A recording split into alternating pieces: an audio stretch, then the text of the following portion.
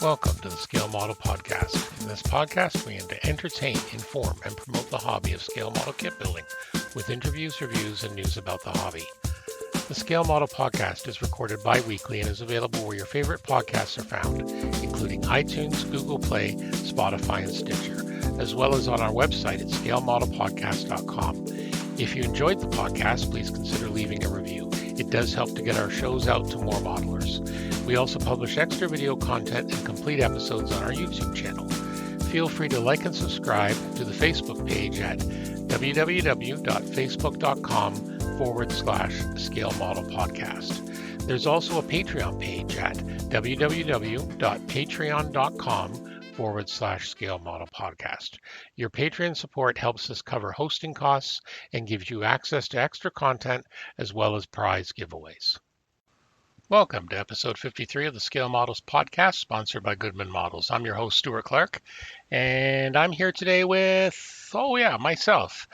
I'm doing a solo episode this week. As we said, Anthony's taking some time off, but you are going to hear him later on in our recorded interview, and it's quite good. Anyway, we're going to have a regular show, and we will have starting a rotating stable of awesome guest hosts next week. So first of all, we want to thank our latest Patreon supporter, Terry Wilkinson.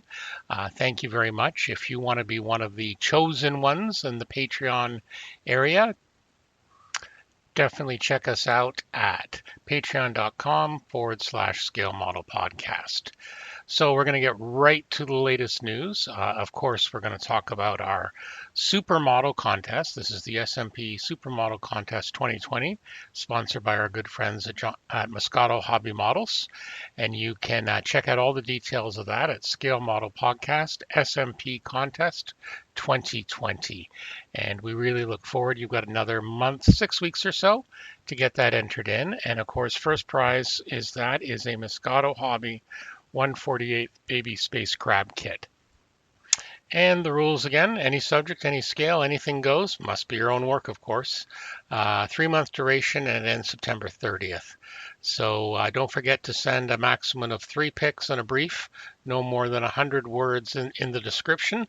And you can send that to smpcontest2020@gmail.com. And our judge, of course, is Terry Meese of Terry's Trade Secrets. He's going to have a look at those, and he will pick the winner. And he's also going to pick a second place one. We have a second prize added, a 124th Ashima Lamborghini Aventador. Very nice looking car kit. So it looks very, very cool as well. So hopefully you'll get your pictures in. I see there's quite a few entries in already, so that's pretty awesome. So we're looking forward to seeing what everyone has in the winners. All right, another big news this week. This is the official start of the announcement of the 2020 Scale Modeling Survey.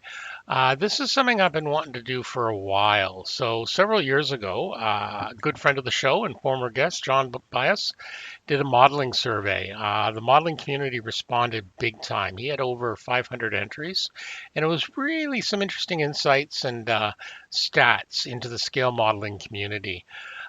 So I've decided 5 years on, it's time for another survey with some extra questions. I reached out to John, and with his blessing and permission, I've used his original questions to help give us some comparison.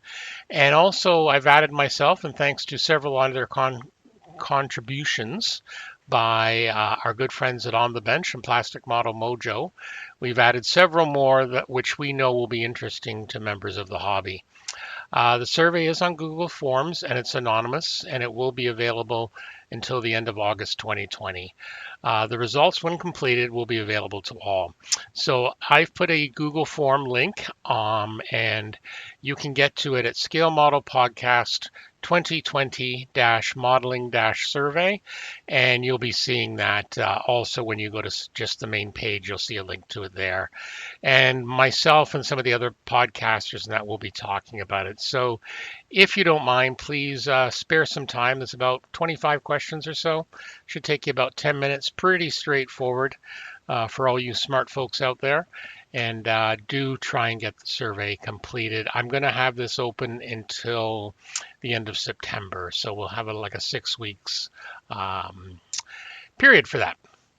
All right, moving on. We've also got two very nice kits arrived from our friends at Horizon Models.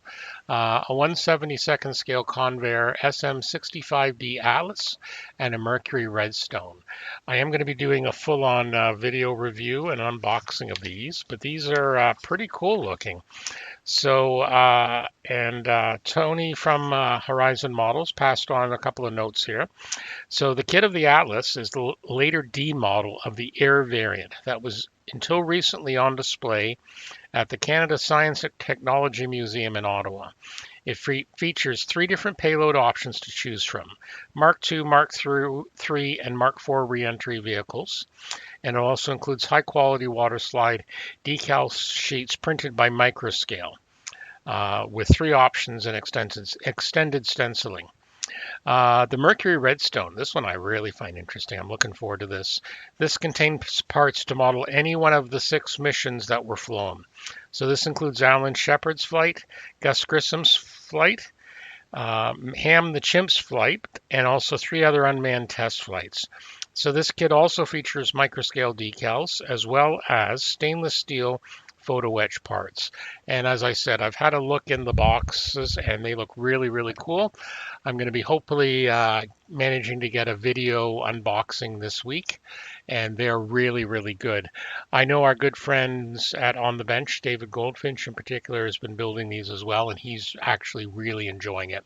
So this will be my first foray into real space modeling, but it looks really, really good. So I'm looking forward to it. Moving on to the mailbag. Lots of mail this week. So Bob writes in, "Hi there, Stuart. I have encountered your podcast a little while ago and caught up with your most recent recordings. Very enjoyable and informative. I've been a builder of models for a long time, but in different ways. I started about 50 years ago with simple models. I focused on World War II aircraft early on. I also did rockets with SD and Centauri kits, then got into racing 1/10 scale RC cars. Even became sponsored. We traveled a bit to different races, brought home trophies and some great stories. I also became interested in high power rocketry. This can be the big stuff. And he has included a picture of his most recent build, an Astro BD just under 6 feet tall. And you can see that at scalemodelpodcast.com in the episode notes. He says, I'm licensed for level 1, so I can purchase engines up to I.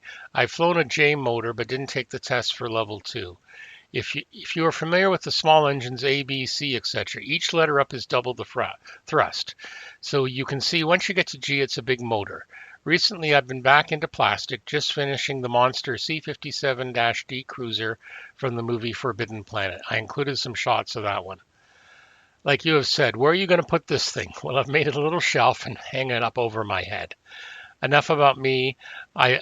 Like I mentioned, love your show. One thing, you seem to mix up the name of the ship with the name of the man. The ship is Yamato, but the man is Yamoto. I'm sure I'm screwing that up. Only because I'm a huge World War II reader and makes me wince when you say the ship instead of the man that was shot down by the P-38s. Well, I will try to get it right, and I understand entirely because I was pretty sure I was mixing them up. Yamamoto, that's it. Admiral Yamamoto. And the ship is obviously Yamato. So anyway, thank you very much, Bob. And like I said, I'll try and remember that in future. I love getting that constructive criticism. Okay, Tim writes, "Hi, Stuart and Anthony. Thanks for bringing up the dedicated model room issue in your podcast. Well, not ideal. It did get me thinking, and I added some shelving next to my kitchen table. Not ideal, but better. I was sorry to hear Anthony was stepping back from the podcast, but not bowing out completely.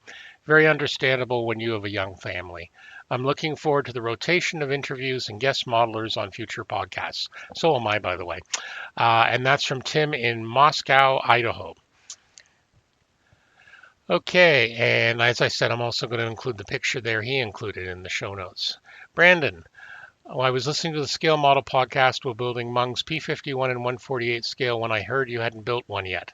First, I'll say the Mung offering is fantastic just because of the high surface detail and requiring almost no glue to assemble. I'm sure Edouard's is even better.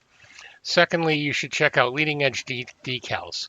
They have two Canadian P51 sets, which one that has the London, Ontario squadron markings, and London, Ontario is where I live actually.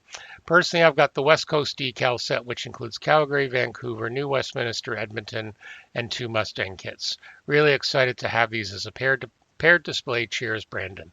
Thanks, Brandon. I'll have a look at that. Yeah, you really got me thinking now about building a P51 with the Canadian markings. And I know Leading Edge decals are great. I've used their decals in the past for a couple of projects. So thank you very much. As always, we love getting mail. Feel free to send us to it. Send us mail at scalemodelpodcast@gmail.com. Moving on now to the hobby news and announcements, and as always, there is no shortage of various items. So we're going to start off with AK. They're featuring in August. They've got kind of like a theme. They've got a post-apocalyptic theme, so that includes accessories and learning materials and books and stuff like that. So we're going to first start off with their dioramas FAQ. Extension 1.3, Storyteller Composition and Planning, available in either English or Spanish, 240 pages, about 46 euros. So this complements the book series, and it talks about, the idea of planning your diorama out, saying a good story, how can you get a good idea, how do you use your colors, your figures, your accessories effectively in your composition. How do you turn a historic photograph into a three-dimensional scene? Or how do you plan a box diorama?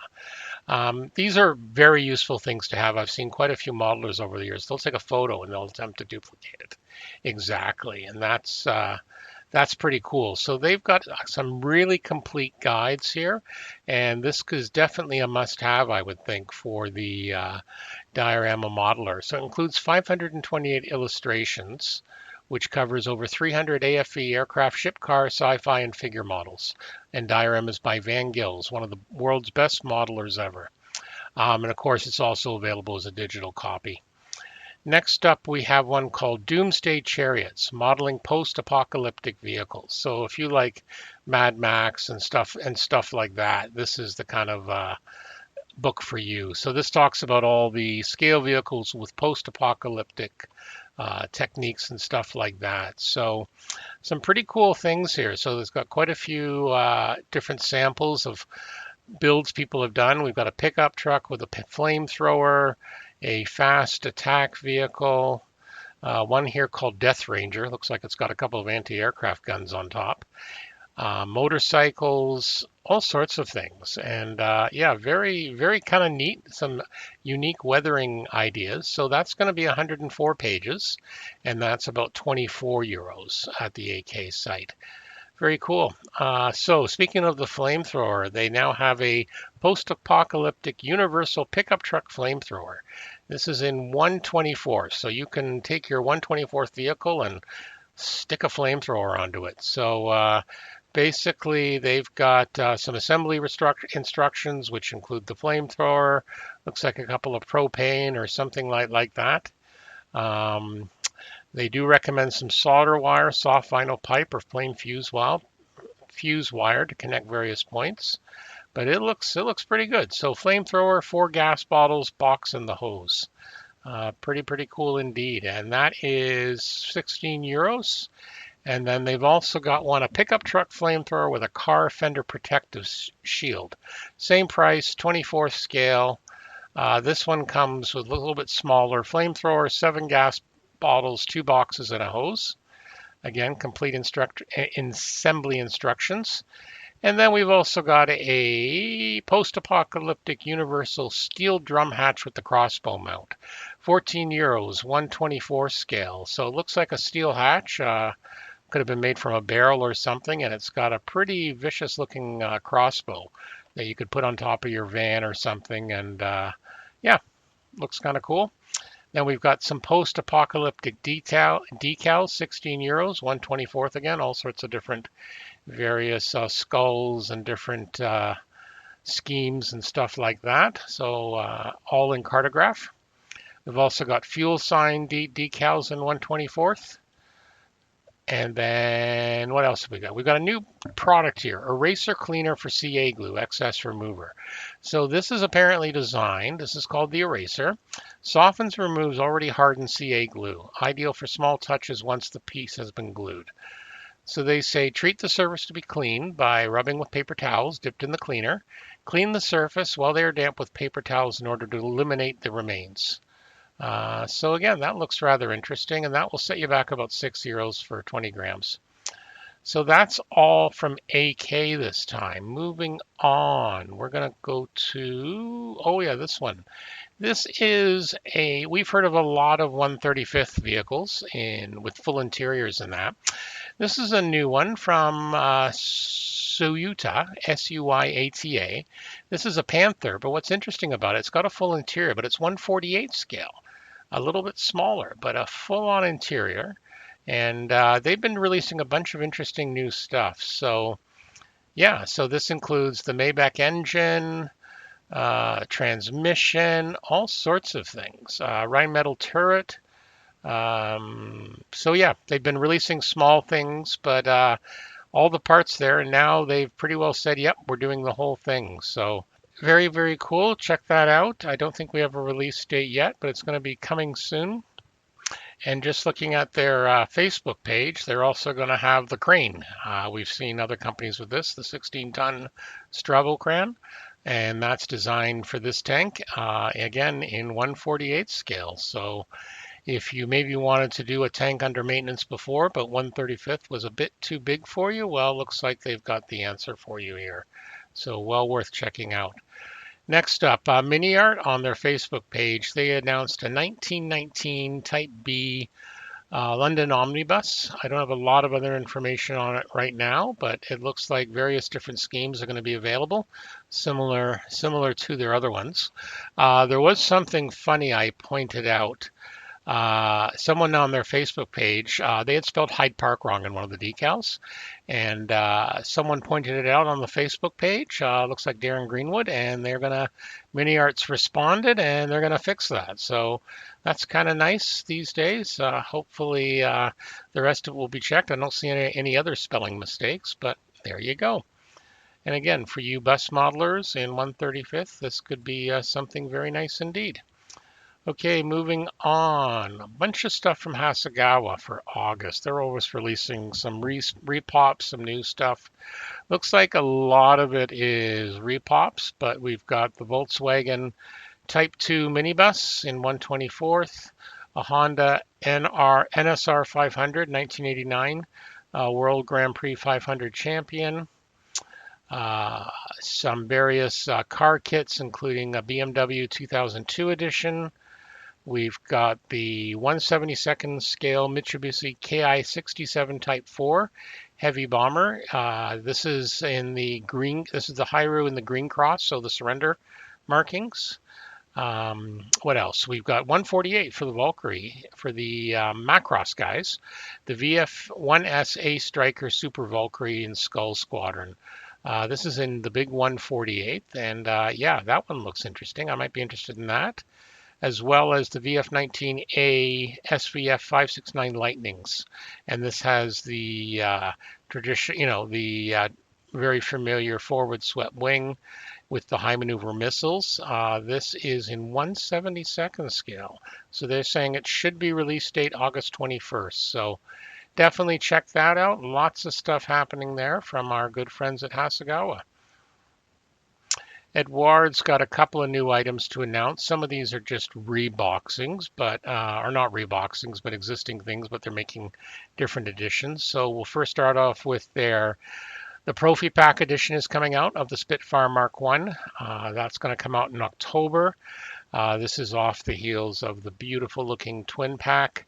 There's going to be 7 marking options, pre-painted photo etch part, and paint masks will be included. So if you didn't want to get 2, but if you just wanted to get 1 of the Spitfire Mark 1, you may have to wait till October. This looks very, very nice. I wouldn't be surprised if this graces my stash at some point, because again, I just love Spitfires, and looks like a very nice build. The other one is the BF109E dual combo. This is a limited edition containing two 109Es in 1/48 scale, plus a bonus resin figure of the famous Ace Adolf Galland. This is coming in September. So this is going to be, these are the aircraft that served in the Battle of Britain. So as I said, you've got a dual combo, which includes parts, decals, and painting masks, and photo etch, etc. For two complete models, there's going to be 13 marking options. It includes the Edouard Brasson wheels and a resin figure of Adolf Galland of JG26 and 1/48 scale. Now, apparently as well, there's also going to be, they're talking about a 32nd scale variant. So there'll be some further information about that soon. That was the only thing they mentioned there in the release. So it looks like another good quality 109 coming out from Edouard. That might be worth checking out. Airfix did a big update on their 1/72nd scale new tool Vulcan. This is being hotly anticipated. They've got some test builds up. And again, from what I can see so far, looks very, very nice. They show some sprue shots. Looks like it's going to come with the Blue Steel missile, the nuclear tip missile. But you've got some complete sprue shots, again, subject to change, and a good write-up with it. So the designer's done a full test build, and obviously they'll be checking it and stuff like that. I do like Airfix's news releases, as they do talk about the design process and what goes on behind the kit, etc., etc. But just looking at this, at least, I'm no Vulcan expert, but it looks very, very nice. It's going to be a rather large build. So definitely one to check out from Airfix. Moving on, Ryfield Modelers. This one I know some people are getting excited about already. This is a 1/35th Challenger, Challenger 2. This is a British main battle tank. This includes the workable tank, track links, etc. They produced another Challenger not too long ago, and that's going to be released in September. So some people are getting very excited about that on the Facebook forum about that one. Then we have, speaking of armor, Dragon's coming out with some more 1/72nd scale armor that seems to be very, very popular in this scale. So they've got a Sherman with a flamethrower. They've got the EZ-8 Korean War anniversary in addition. So those are coming in October. You can almost call this wargaming schedule. Also coming in October is 1/72nd scale, the M1128 Striker MGS, the M1134 Striker ATGM, and the M196 Striker ICV. These are infantry fighting vehicles, and they're actually built here in London, Ontario. So I worked for the company on a contract for a while, and they're pretty impressive looking vehicles. So these are coming out in 1/72nd scale. So yeah, they're really into the smaller scale lately. Obviously, some people like that scale, especially for storage. So that's pretty cool. So definitely keep your eyes open for that if you're into that scale, whether it's wargaming or whatever. Okay, Sterling Models. Sterling is a store in the UK that does all sorts of neat little things in smaller scale, British ships, stuff like that, resin for various manufacturers. So we're going to start with the HMS. They're coming out with an HMS Victory, both a hull version and a waterline version. So this is the famous sailing ship that Nelson commanded at the Battle of Trafalgar, and it's 1/700th. So it's going to be made out of resin with photo etch. 40 pounds UK, and I believe that's coming out next month.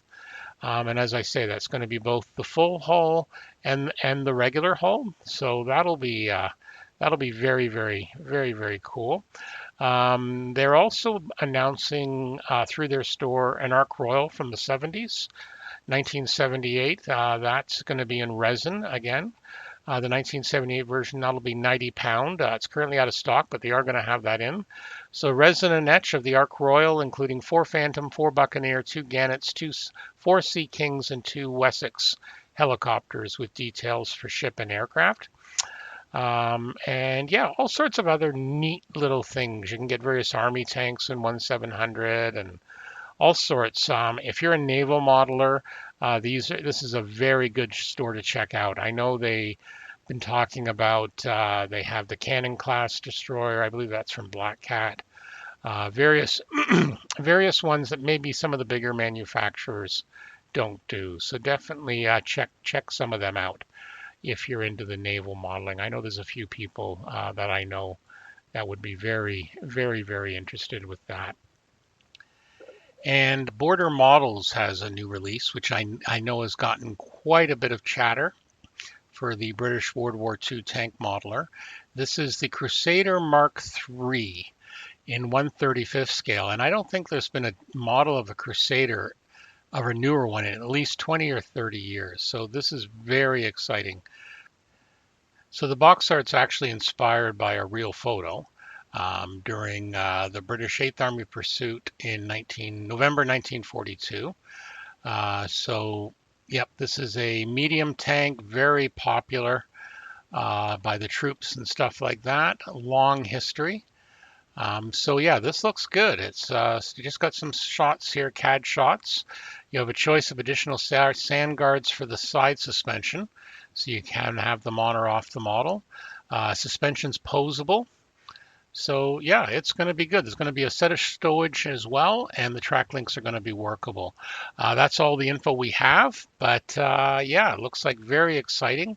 I know people in the forums and on ScaleMates have been talking about this, so I think this will be a very exciting release for those modelers who like this particular tank when it comes out. All right, last but not least, let's see what's currently hot on scalemates.com. Scalemates, of course, is your modeling database, your stash manager, everything else. Great place. So leading up, at least right now, is the dual pack, the Edward 148 Spitfire, the Cessna 02 Skymaster. Here's an interesting one from MiniArt, an German agricultural tractor, the D8500.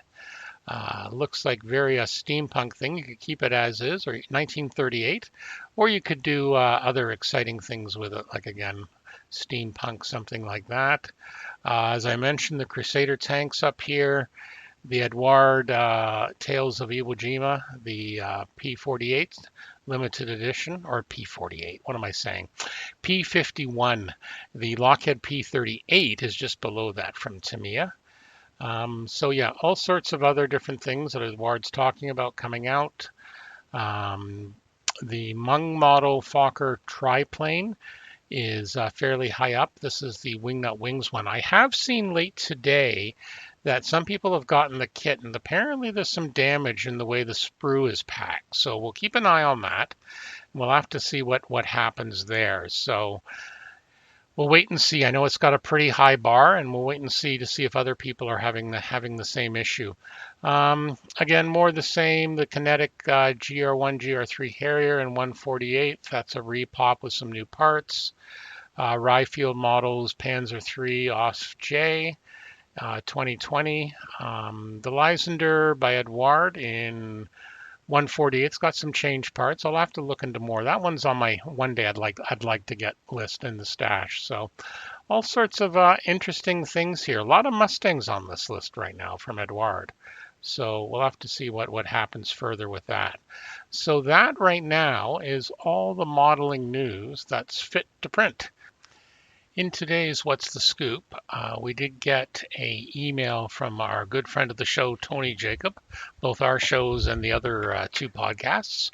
And he's been playing with the Molotov Chrome liquid paints or chrome paint, whatever. And apparently he's done quite a bit of experimentation of that, and he wrote a really long post with photos of that. So to do it justice, I've made it a separate page on the website with photos, and there will be a link there with the show notes. So you'll have to check it out at scalemodelpodcast.com, and you'll find the show notes for this episode, and you'll find it there.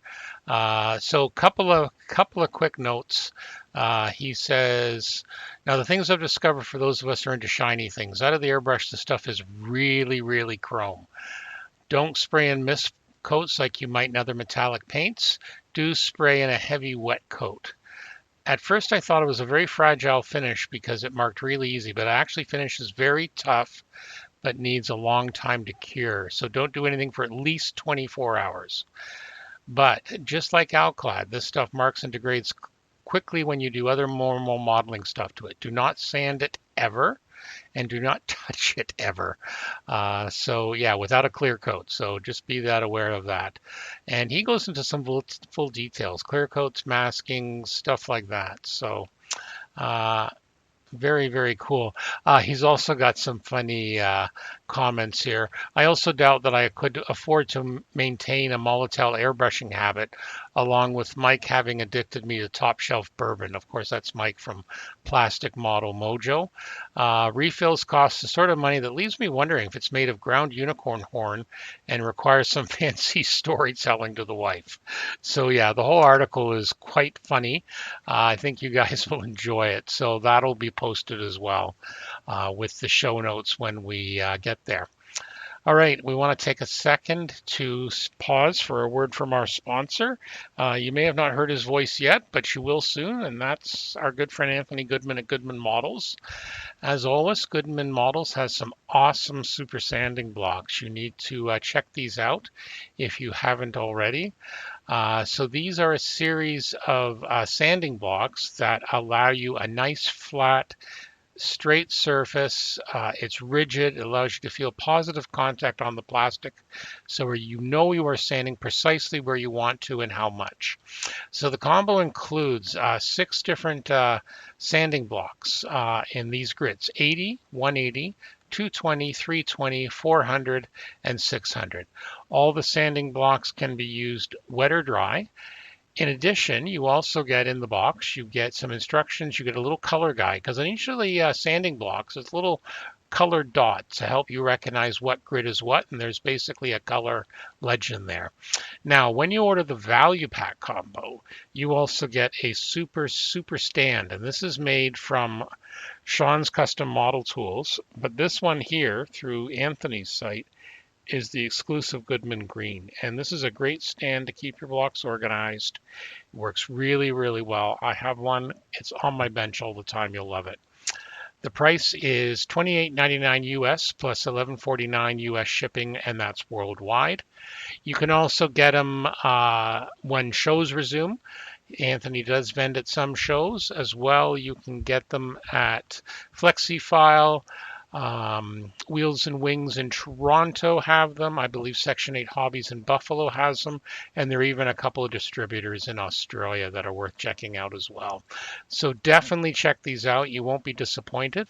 And you can get more information of this from goodmanmodels.com.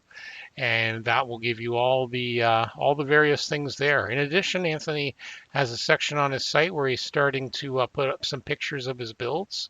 He's done some absolutely amazing builds lately, so definitely check those out. So as I say, you can get them Wheels and Wings, FlexiFile, Forbes, Sunward Hobbies, Section 8 Hobbies, and in Australia, SJS Hobbies, and Wargame Miniatures. You can get them there as well. So check them out, and as always, we thank Goodman Models for their support. And speaking of Anthony, it's time for our interview section. Anthony did this pre-recorded interview a little while ago with Tom Grossman from Tag Team Hobbies. This is part 1 of 2 because they had such an awesome conversation, and a lot of it confirms stuff I'd already heard or I thought that was happening in the hobby space. Tom's been a long time attendee at Wonderfest and stuff like that. That's where Anthony's met him. He's got a great online presence with some other cool things, so definitely check that out. He's also in the past done online not courses, online videos and seminars at the various model shows, and we had that. So basically, I'm going to stop talking now. You can check out this interview, and it's a really good one. As I say, it's part 1 of 2, and we'll air the second one on the next edition of the podcast. So here we go. Okay, welcome to the interview portion of the Scale Model podcast. I have a very exciting guest with me this evening. He's going to have a lot of interesting things to say. I've come to know him a little bit. I've met him a few times over the years, especially at Wonderfest. I ran into him. originally, I have the irrepressible Tom Grossman with me this evening. How are you, Tom? Oh, I'm doing really well. I'm really happy to be here, Anthony. Thanks for the invitation. Yeah, you're welcome. So, Tom is known as the Airbrush Whisperer, and he is one of the main proprietors of Tag Team Hobbies. And Tag Team does, obviously, you sell a lot of airbrush and airbrush accessories. So awesome stuff for modelers. It's a great store to check out. Thanks. Now, let me tell you a little bit about Tom before we get into our conversation. So Tom started building models around the age 5. He got into it, and he got his first airbrush around 13. And let's see, he was so into models, he was doing high school reports on World War II aircraft and showing his models off. But as most people, he slowed down a little bit when he got married and got into full-blown adult life.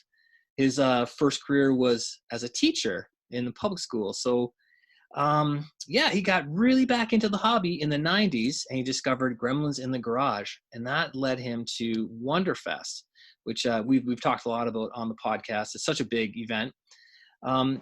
Anyway, he left his career in public education to follow his wife into the craft industry, and he got connected with the folks from Testers, and he started working at Aztec. So a lot of people may remember that and probably started on Aztec airbrushes. He also started writing for Modeler's Resource, and that is how he got introduced to the people from Iwata.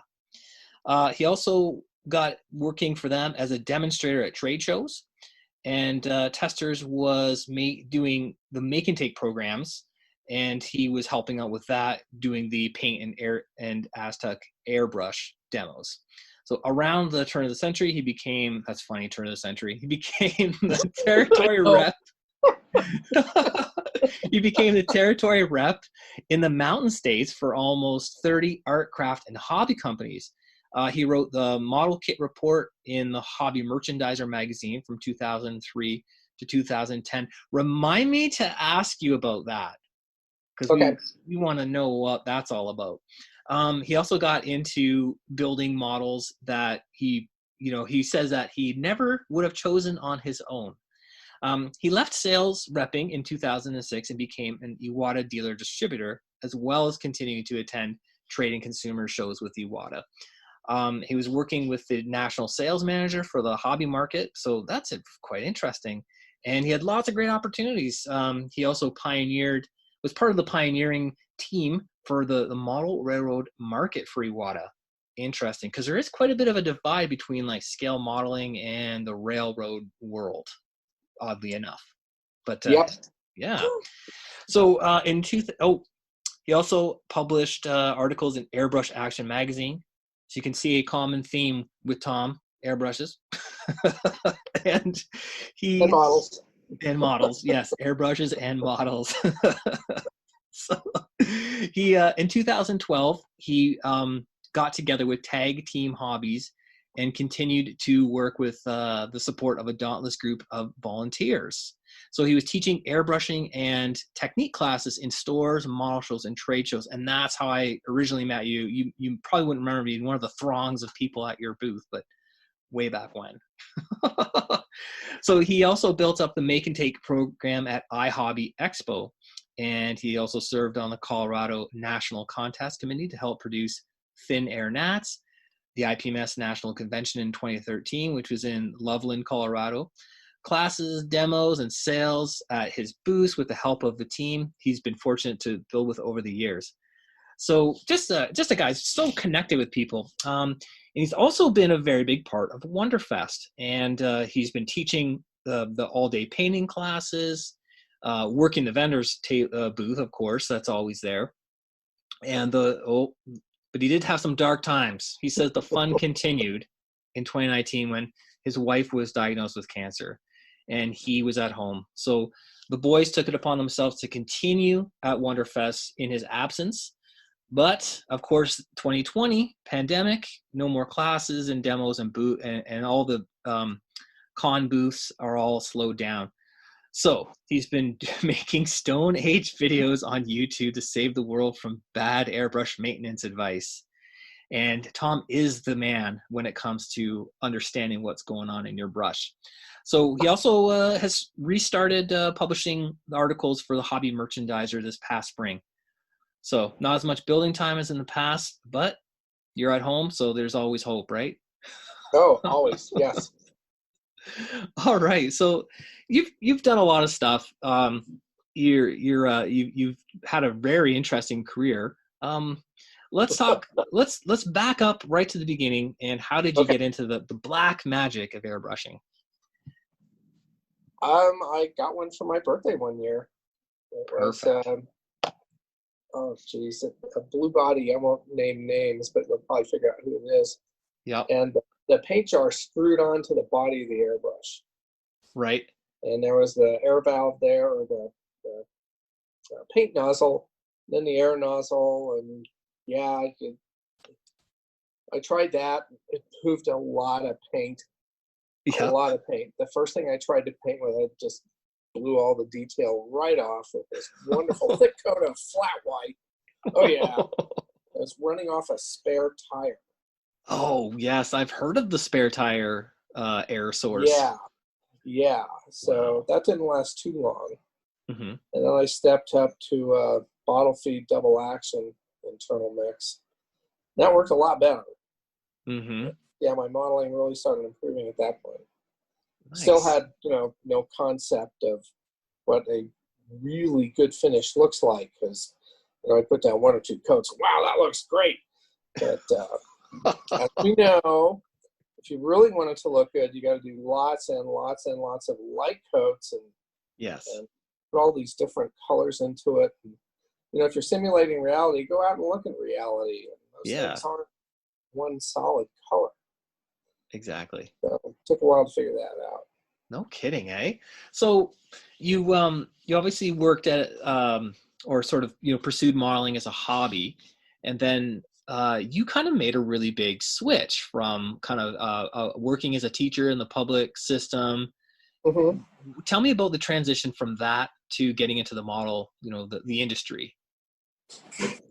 Well, there was a lot of uncertainty because I was, I had contracts and I was getting paid all the time. And then we took this leap into the craft industry, and that couldn't really count on what was going to happen next. So we had to scramble and, come up with stuff on our own and meet the right people and take advantage of those opportunities. Mm-hmm. So, I didn't mind not having to deal with weak administrators, but I miss the kids. But see, I still get to do that when I get to teach airbrush and technique classes, even though some of those kids are, in their 50s. Yep. And it's a lot easier to deal with them because they're there to learn and have fun, and I can show them how to do that. So it's good. It's good. Yeah, that's awesome. It's interesting that you pulled out some of your teaching skills and made them work. Oh yeah, I've threatened to call parents if they get unruly. If you haven't noticed, Tom is also a bit of a mischievous, how should I say, jokester. He's got a wicked sense of humor. So, what was it about? Why did you get into when it came to tag team hobbies? Because that's somewhat recent, about 10 years. How did it turn out that it was going to be an airbrush sort of as your main specialty? Well, actually, my wife and I started a business back in New Mexico in the mid 80s. And I was selling the jewelry she was making. Oh, okay. And that we called it Humming Line.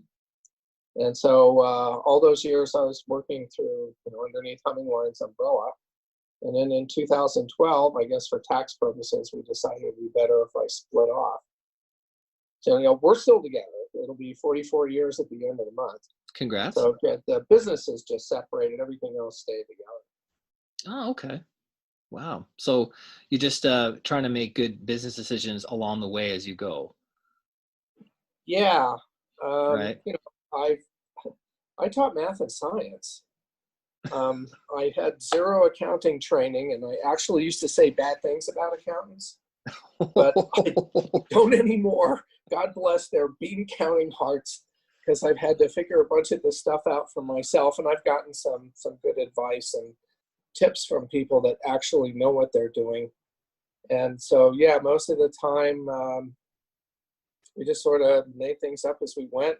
Yeah. That national sales manager I was working with for Iwata, Mm-hmm. he had a lot of business experience, and he was really good. So I learned a lot from him, because he kind of took me under his wing. Mm-hmm. That's amazing. And That's sort of how it happened. Oh, okay. I was going to ask you, how did you connect with the rep from Iwata? Like, were they from Japan, or were they just other people working in the The States? company itself is based in Japan, and they actually make heavy equipment. Oh, okay. And they're nationally, they're traded on the Nikkei and all that. Yeah. And airbrushing is sort of a sideline for them. And at that time, oh gosh, that must have been 1997, 8, where I went to iHobby as a guest of the publisher Modeler's Resource. Mm-hmm. And so we're walking the floor together, and I was using Aztec at that time. And I can make an Aztec work. Not a lot of people can, from what I've heard. Anyway, we're walking the floor, talking to all these companies and looking for opportunities for articles.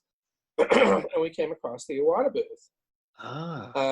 That was kind of one of their first forays in the hobby market. And, well, at that time, it wasn't iHobby Expo. That didn't happen until, 2004 or 5. Mm-hmm. It was the RICTA show, RCHTA, the Radio Control Hobby Trade Association. Oh, okay. That was the big group. And then you had the National Model Railroad Association. They're still around. They still do shows. Mm-hmm. And there was another group involved, and I can't remember who that was. So the hobby market was split into these 3 groups. So anyway, yeah, it was the RICTA show. And it filled the convention center. Whoa. In Rosemont. It was like 3 football fields of hobby, whatever you want. Wow. Indoor boat ponds, flying cages, dirt tracks, the garage kit companies, Amazing Figure Modeler was there. Well, we didn't go talk to them, because we were Modeler's Resource. And and testers, and to me, it would have islands, this huge piece of landscape on the floor with all their stuff in it. So I came across the Iwata booth. And at that time, the importer, well, it still is, the importer for Iwata into the United States was Iwata Medea. Right. And the owner's son, and that John Smith, really, really national sales manager guy, was at the booth. And so, we stopped and talked to them, and the airbrushes are so pretty when they're new. And they handed me an Eclipse, and, I hadn't really gotten started with things, so people didn't actually spray stuff at their booth. So They had us shooting water through it. And I thought, wow, that's like really nice, because it was, well, I could make it. Aztec worked, but this was so much better. You could tell right away. Yeah. Yeah. Yeah, it was just a lot more smoother, and it felt much more dependable. And it had some of the proportional air valve like an Aztec does. So I thought, okay, this is really cool. I'm a demonstrator. I could come work for you guys at trade shows. So they sent me an Eclipse and a SmartJet. Mm-hmm. SmartJet isn't with us anymore, but it's up to be like over 20 years old now. Really? Yeah. Oh, you're not the line, but your original. Oh no, the original okay. SmartJet. Yeah. Okay. It died. I still have the Eclipse though, and it runs like a champ. It's amazing. There's no chrome in the cup, of course. Yes. Actually use the thing, and I just started demoing at shows for them. That's amazing. So sounds like you made your own opportunity there. Yeah, actually, that happened a lot.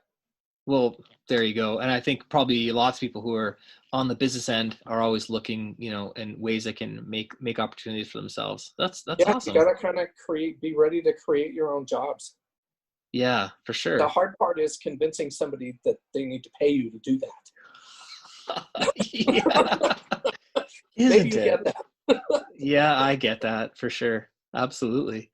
Well, Hmm. that's really interesting because I had a similar experience where I was using a Badger brush with the blue body and 3 different needle sizes, Yep. and I happened to use a buddy's Iwata, probably the Eclipse, or maybe it was an HP, and man, it just seemed so much better, Yeah. and then I switched, and Well, then I've heard this story from other people before. once or twice. Yeah, a few times. Yeah. Yeah. And nowadays, they go buy some horrible Chinese knockoff. Or you guys Mhm. have Harbor Freight up there, eh? I think people we can buy Harbor Freight like just online and get it shipped Okay. here. We don't Good. have the actual Oh, brick and good. It mortar. smells like some type of metal preservative when you walk in there. Anyway, yeah, people will switch over from using one of those. I just told a guy. His wife bought it for him. Bought him an Eclipse with a replacement parts pack. And she wrote back and said, oh my God, he's in love. And he felt like he's been airbrushing up to this point with a hammer. Yes, that's an interesting analogy for sure. Yeah, it makes a lot of difference. A good piece of equipment makes an awful lot of difference. Yeah, for sure. Well, tell us a little bit about what is it like being so you're kind of more of almost a wholesale distributor, like you sell the products to shops Yes, and retailers. yes. But I also have my retail website. But Yes. see, I don't advertise my retail website. Mm-hmm. But, there's a savings there, and some of that gets passed along to my customers. But I'd rather ship one box worth $1,000 than 10 boxes worth 100. Yeah, of Just course. So that's a lot easier and bigger orders and bigger volume. And I have right now I have one customer out of New Jersey, and he orders hundreds of Neo CNs at a time, wow. 18 or 20 of the PowerJet Pros. It's Mm-hmm. a 2 hookup, 2 piston compressor, and I don't stock that much here. I got a little 1-car garage and a couple of cabinets in it. I can't afford to buy hundreds of those Neos at once, so I have Portland drop ship it. Oh, wow. Okay. And so, yeah, for a brief instant, once a month, I make a lot of money. Yeah. Wow. Well, I'm sure it's a kind of industry that has a lot of ebb and flow, right? So Yeah, you're doing yeah, different things. yeah. But Rick became iHobby when the 3 different entities in the hobby market came together with one administrative group, one budget, all that other stuff, and then it became iHobby. Mm-hmm. And oh boy, that was great. In its heyday, it was just unbelievable. But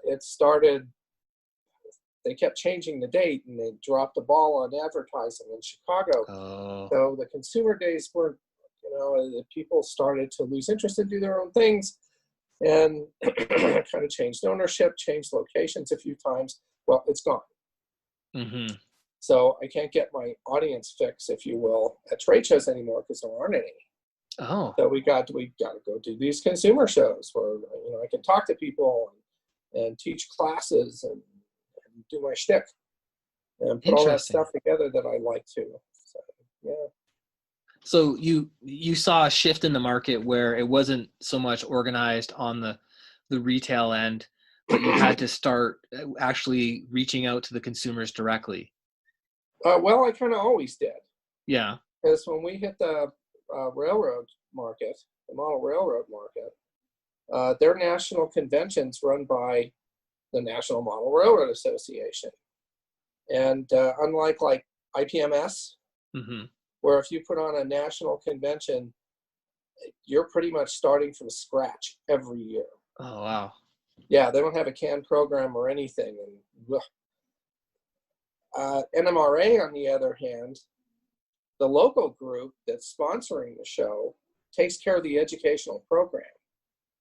But the vendor area is handled every time by the national organization.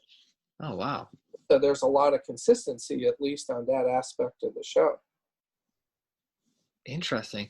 That sounds like, I got to say, I'm not that well versed on how all the model railroad industry and clubs kind of intersect. Uh-huh. And it sounds like it's quite a big deal, that this particular show. Oh, it was 40% of the hobby market. Oh, And my John, goodness. the Wow. sales manager, it was his job to pay attention to that Mm-hmm. sort of thing. And that's when he decided, we got to go into this market because we're missing out. And we did our first, I can't remember which one was first. There's a huge back east, there's huge model railroad consumer shows. We went to one called Train Fest a couple of times in Milwaukee. Okay. And it's held at a fairgrounds, and they get several thousand visitors a day. So that's a big show. That's huge. Yeah, that's a huge show. Yeah, maybe 10,000 over the weekend. And then we went to the show, they call it the Big E, the Amherst Model Railroad Show. Okay, up in New York. That one's at the fairgrounds too. And when I went back in the early O's, oh my God, it filled 10 buildings. Oh my goodness. And they this got is like incredible. 24,000 people over 2 days. So were you seeing that like the model railroad guys are not using airbrushes around this like 20 years ago? No, they are. They were? Very many. There's a whole category of model railroad stuff called ARR, almost ready to run.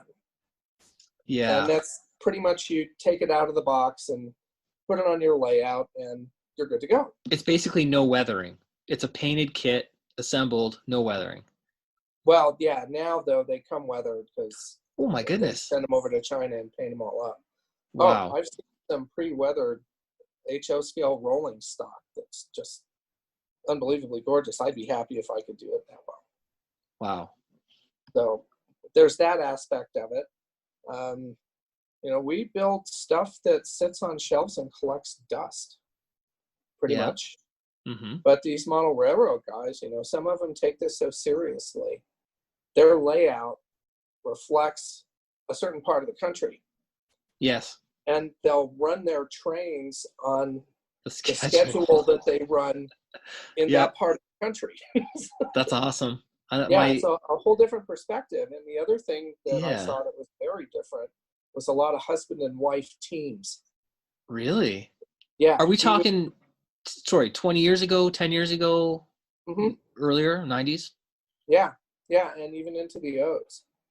So that seemed that set it apart from scale modeling because we're hermits and we kind of sometimes don't interact with other people for long periods of time. You're building stuff in your space and the world goes away. Yeah. But with model railroad, your wife's working with you. She does more of the artistic stuff and you do more of the structural stuff and they enjoy the layout together. That's really interesting. That really impressed me. But yeah. There's a group called the North American Prototype Modelers. Or the Narrow Gauge. National Narrow Gauge Association and the shows that they have.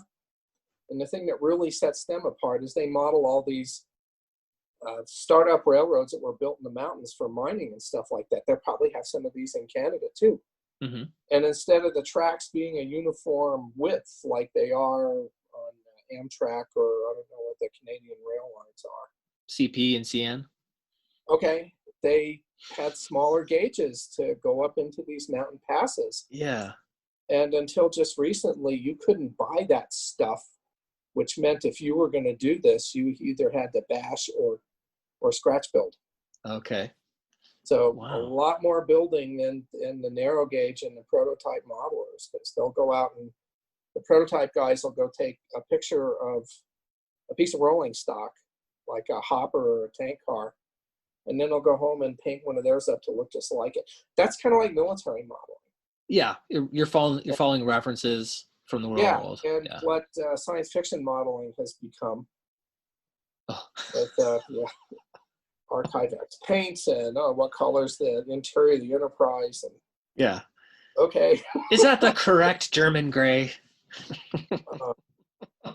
Anyway. Oh, frankly, my dear. Yeah. Yeah, I'm glad they enjoy it because For I'd sure. rather make stuff up as I go. Yeah, absolutely. Well, it sounds like your business really depends on the traveling to hitting you call them consumer shows, right? Or is Yeah, that there's correct? consumer shows and trade shows. Yeah. So like the average Joe, like I can't roll into the trade show and peruse the vendors. It's a different kind of world. At iHobby, you could, Yes. because that show used to be 4 days, and the first 2 days were trade only, and Ah. then they'd open it up to consumers on the weekends. And yeah, there's some real toughies out here, maybe even our listening audience, like Terry Measle Yes. and all those Tech Mage guys. Yep. They would run the scale model make and take at iHobby. And Oh. I get big piles of model kits and paints from testers, and then we started going with acrylic Ghost Vallejo and Iwata airbrushes, and Yeah. they'd spend the whole day doing thousands of models with these kids Yes. and building them up and painting them with them. Yeah, that's amazing. And I did have It the is. chance to participate in the last Wonderfest that I attended. I had volunteered for the make and take and did a shift Oh, there, good. and it was Yeah. fun. And it's neat. It is neat to see a little bit of diversity in age, gender, everything. Mm-hmm. And I feel like we're starting to see that a lot more at the club shows. Not so much the clubs. The Right. clubs are still pretty. Well, It's all white dudes it's except with gray for hair. RPG and gaming, it's a bunch of old white dudes. Yes. Yeah. Well, I mean, So whatever. It is what it if is. we don't bring those kids in, Yeah. it's going to end with us. So then is that kind of, you're on the business end of it. Is that kind of diversity something you're looking to attract it to get new faces into the hobby? Oh, yeah, Yeah. I was. That's what those make and take programs were all about. It was supposed to be Yeah. for kids. Encouraging people. Yeah. Yeah. And that's Yeah. what I saw as well. Yeah.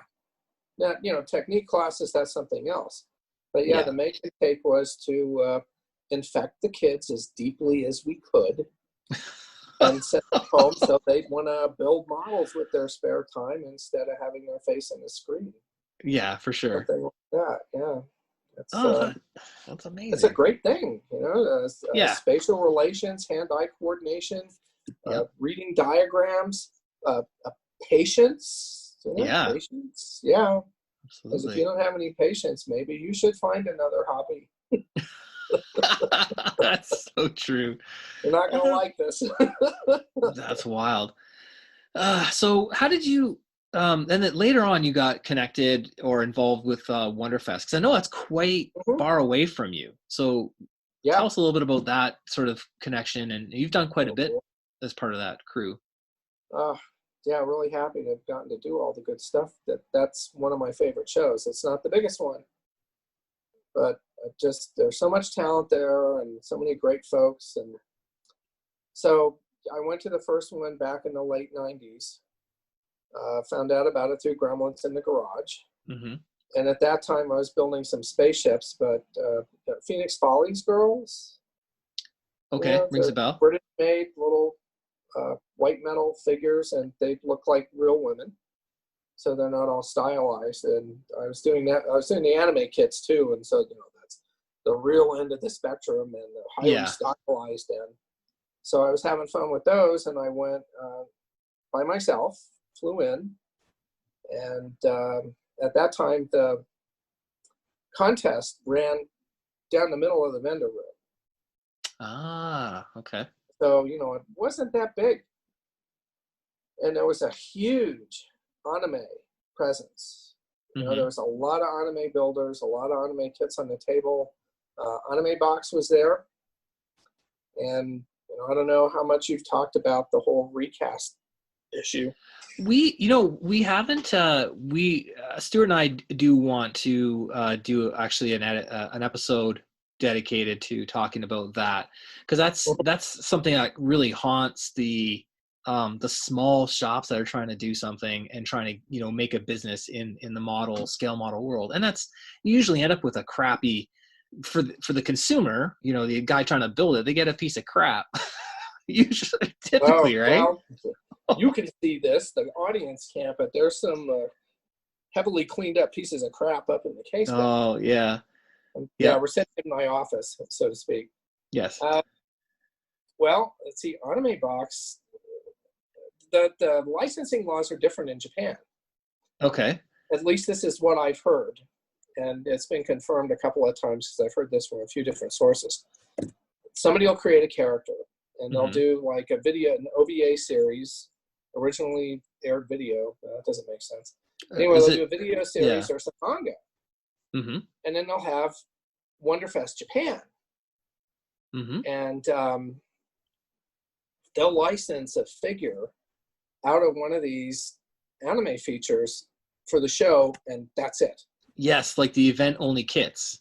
Right. Yes. And a lot of those are. I think things have changed because it's selling really well. I think there's still event-only Wonderfest, like Japan Wonderfest kits, because I hear about them every year, and then they're, long gone, right? Yeah. Are they? Because you'd see a lot of that stuff on Anime Box's table. And was it the license holder that's producing these? And he's, it's just really unclear, but it's what you saw at their table goes against the grain of a lot of things that Wonderfest stands for. Yeah. They have a no recast policy, but most of those Japanese kits on Anime Box's table were of questionable heritage. Yeah. Sometimes it's hard to know, like if you are looking at kits, the packaging is often in a different language. You don't really have that much, especially in the 90s and early 2000s, right? Like sort of pre-internet, where it was very hard to kind of get information, right? Yes. Oh, yeah. And then you'd go shopping on eBay and just rare and sexy. Well, if it's a girl and she's got 5 parts, you kind of don't have to be able to read the instructions, because we know what they're supposed to look like and got a pretty good idea where everything goes. Yeah. They got a lot more complicated since then. Yes. So you're at Wonderfest in the early shows. Yeah. I took 2 kits with me. Mm-hmm. And, you get to the show, I carried them on. Don't ever check I don't know who's going to go flying these days. But if you ever get a chance to go flying, don't check your models. Lap you only. Carry them on board. Okay. Seriously. Take note, listeners. Yeah, I always got a window seat when I flew, and I was flying a lot for a while. And so I'd watch them load baggage. Yeah, don't check your models. Huge mistake. So everybody would get there and they take their kits out and set them up in their rooms to make sure they survived and stuff like that. And so I knew all these people from the Gremlins in the Garage list. So I'm really dating myself here. And so I walked around with them from room to room, seeing all these build-ups that everybody had. And I'd been buying Hobby Japan. Yep. And New Type magazines, seeing those at the hobby shops. And so, oh my God, that was in there and that was in there. And it was like dying and going to heaven. Yeah. And it was just unbelievable. And then you walk around the dealer's room and oh boy. Yeah, you thought you died and went to heaven last night. Well, it's going to happen to you again. Yes. It's unbelievable. So, I went as fanboy. And we went again as a fanboy, and a bunch of us flew in this time. I think we did that once. And then I think the third year, I was working with Iwata at that time, and I was a sales rep. And so I thought, gee, maybe we should try selling airbrushes here. Wow. Wait, that far back? Yeah. I got a table and and got a nice consignment order from Iwata. And, one thing led to another, and it just kept getting bigger and bigger. And I did a fantastic job of filling every moment with something for us to do.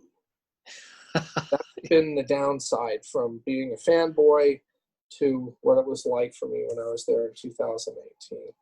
Yeah. And we used to, when we started driving in my friend's van, 4 or 5 of us pulling a trailer, we'd drive overnight.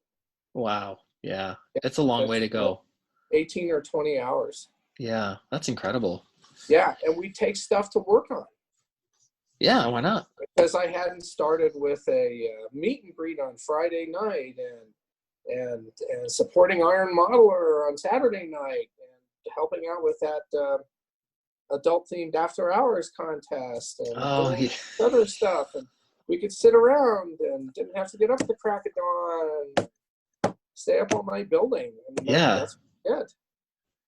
That's awesome. Good. Yeah, well, it was great fun. But then I started getting volunteers, mm-hmm. and 1 table, 2 table, 3 tables, airbrush classes, demos. Mm-hmm. Then we added the all day Friday class, and yeah. It became its part. Is that really part of the role as a sales rep? Is you have to find these ways of getting the eyes on the the product? Oh, yeah. Well, you should know that. You're trying to sell your product too. Yeah, absolutely. I'm everything. I'm the caretaker, president. Right. Yep. If something goes wrong, it's you, baby. I'm the intern fetching coffee. Oh yeah, and the tech guy. God help us all. Oh yes. I know enough to make a huge mess. Yeah. Which I've done more than once. That it helps. Well, we have a test drive area, a test drive station at our booth. Yeah. And I got this case that I built up over the years that's probably got 20 airbrushes in it, and it's darn close to one of everything Iwata makes. Oh, cool. And so we're try before you buy. Yes, and that's a very cool feature. I actually did. I forget. It was one of the when they switched or they introduced the trigger style. I remember testing it out. Was it the Neos or the Trigger Revolutions? The Trigger Revs would have been back in the O's, and the Neos just a few years ago. Neo then. Yeah. Oh, it's got a black handle with orange stripes. Yeah. Yeah, that's the Neos. Yeah, which is awesome. Oh, those are great. Now, would you say this type of like working at conventions, trade shows, commercial shows is what percentage would you say of your business is that versus kind of like working with retailers, shipping orders, dealing with Iwata and ordering products and all that stuff? Is it 50-50 or? It used to be about 40% retail. Yeah. Yeah. Well, we kind of had a difference of opinion with Iwata in about 2015 that resulted in losing a lot of their support. Oh, and so yeah, it was a really bad year for a lot of reasons, but I survived and bounced right back. So their support wasn't that big of a deal. It just meant I couldn't go to as many shows because they were covering my expenses at that time. I see. Okay. That was something else that John Smith guy had gotten for us, is all this support, because they were really serious about getting a big foothold in the market. Yeah. And so they'd support us to go to these shows and pay for the booth and cover our expenses. And yeah, it's not cheap to show up at a show. Nope. It's everything costs money. The travel, the rental of the space, signage. Oh yeah. Whatever, right? Food, everything. Have you ever heard the term drayage? No. Oh, that's Tell when us. The facility hauls your stuff in from the loading dock to your booth. And you pay them a tidy sum. Yes, you do. Yes, I have. Okay, I have heard of this concept, and it makes no sense to me. I mean, I've never. And you're not even allowed to take your own gear to save a few bucks. Like, you must use their service. Is that correct? At some shows, yeah. If it's a union shop, this was at least true for the trade shows. Wow. For stuff like some of the IPMS nationals, it depends on the venue. And some of Oh. those guys can haul their stuff in themselves, but the facility has rules, like you can't use a four-wheeled cart. And yeah, yeah, well, What? you can see what they're doing here. Yeah. Yeah. And so some of the guys, yeah, they'll haul stuff in. But if you go to like an IPMS national convention and there's one of the big manufacturers there, Yes. well, I don't know if you'll see that these days because the hobby market has really changed a lot, at least in the United States. Everywhere. Um, oh, they would, yeah, pallets of stuff. We used to have pallets of stuff show up at the booth. Whoa. Oh, all this Wow. product and all these displays. And oh, man, you had the inventory coming in and set everything up. You had the inventory going out. But must have Okay. enjoyed it because sure as hell did it a lot.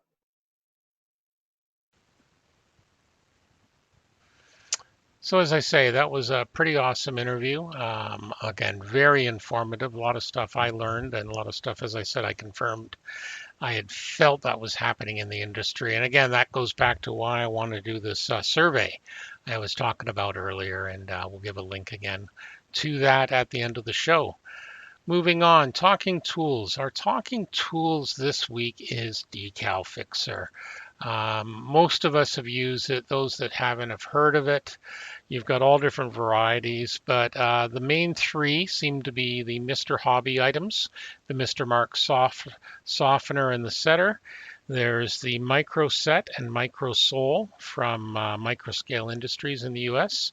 And Tamiya also has Mark Fit, and that's in various strengths. So what exactly is decal fix, decal softener, decal setter? All that stuff. It's basically a formula that allows you to have your decals conform to any unusual shapes or not imperfections, but panel lines, stuff like that. So on the surface. So if you don't have a flat surface, it allows it to mold it and give the decal more of a painted in appearance on your modeler. On your model, I should say. So for example, I've used mostly the microset system and I've used the MarkFit system. I haven't used the Mr. Hobby items yet, but I know other people that have. I believe Anthony has, and I know other people have.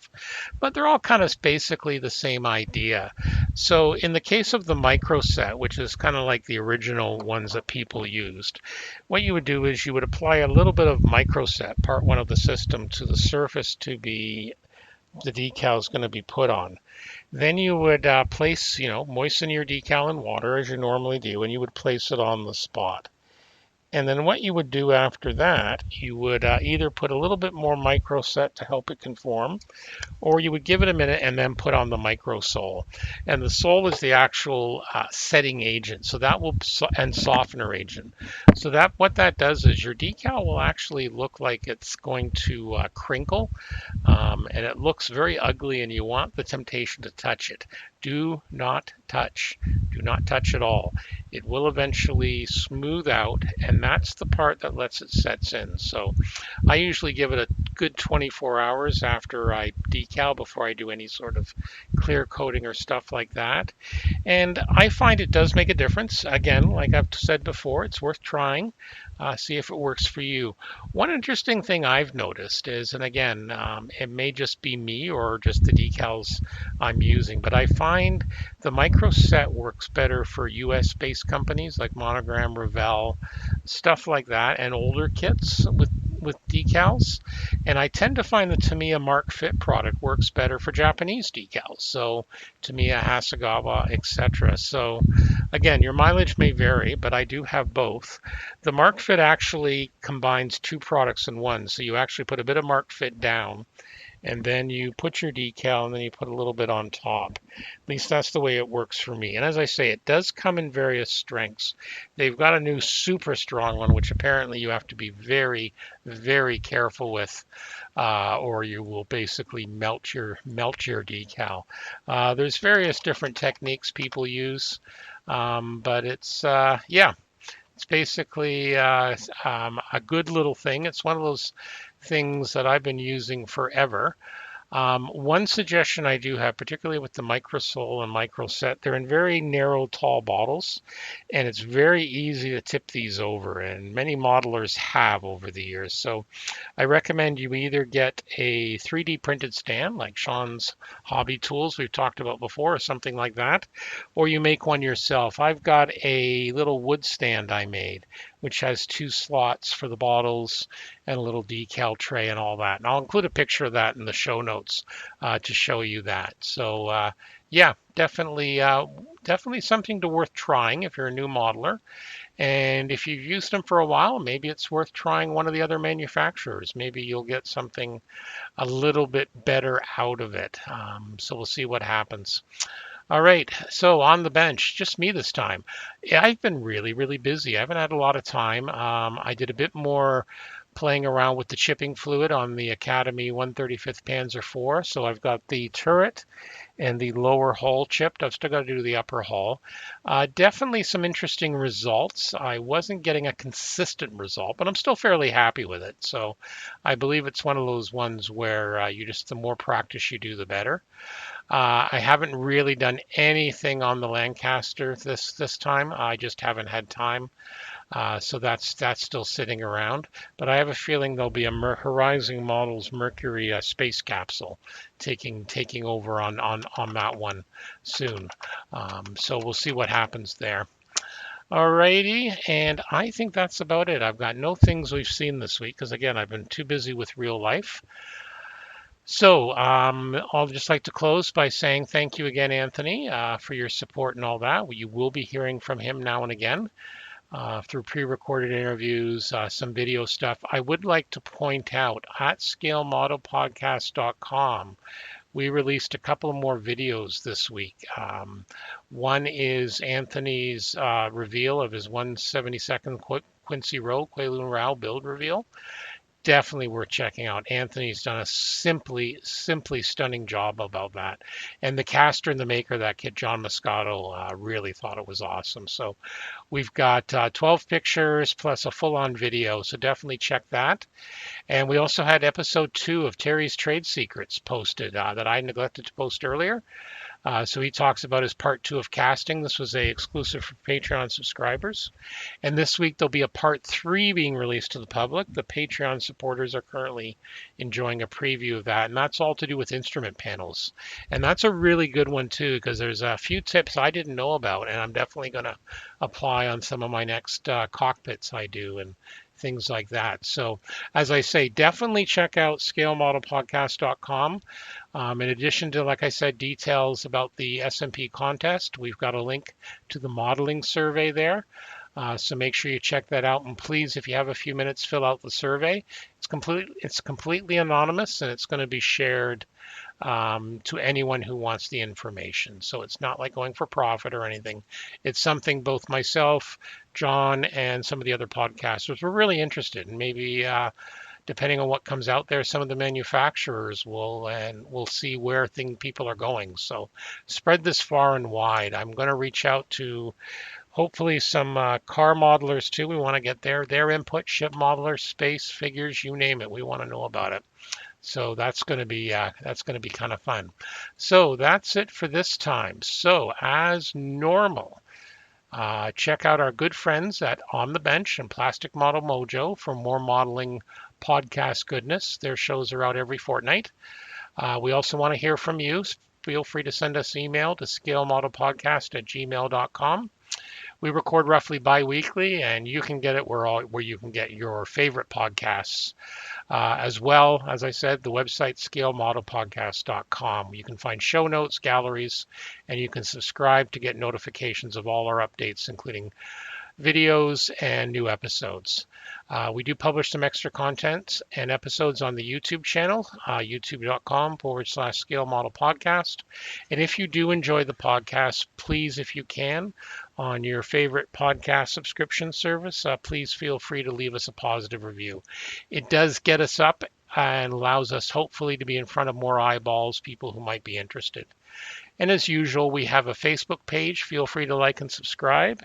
There's always some interesting conversations there. I love some of the discussions that happen. And last but not least, if you feel like it, support us on Patreon, patreon.com/Scale Model Podcast. We really appreciate it. Supporters enjoy early access to content, as they've been getting, and some exclusive contests. Next week, we're going to do another giveaway. We haven't done one for a couple of episodes, so I'll decide what we're going to do for that one next time.